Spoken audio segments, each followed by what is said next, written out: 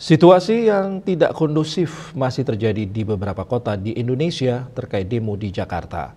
Namun hal tersebut tidak terjadi di Buleleng. Suasana tetap kondusif, salah satunya dengan kehadiran anggota DPR RI Komisi 8 Dapil Buleleng dan dihadiri oleh mahasiswa lokal Buleleng. Teman-teman saya sudah jadi dosen kan begitu ya.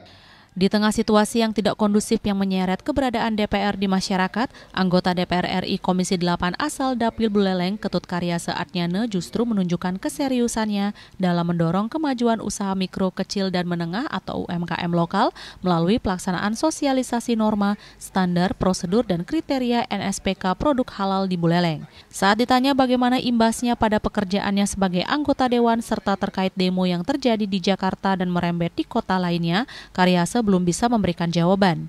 Dirinya yang mantan aktivis dan ketua BEM di salah satu perguruan tinggi menyebut meskipun situasi panas namun aktivitasnya sebagai anggota DPR RI Komisi 8 masih tetap berjalan. Bahkan agendanya telah terjadwal seperti kunjungannya kali ini ke Buleleng yang merupakan daerah pemilihannya di Bali.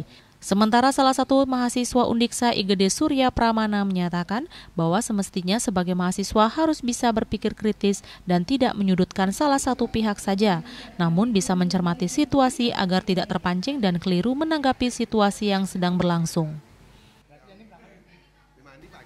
Pramana mengajak mahasiswa lain untuk bijak bermedia sosial, lebih teliti dalam menyikapi berita ataupun kasus yang terjadi seperti terkait isu kenaikan tunjangan DPRD maupun musibah yang menimpa salah seorang pengendara ojek online.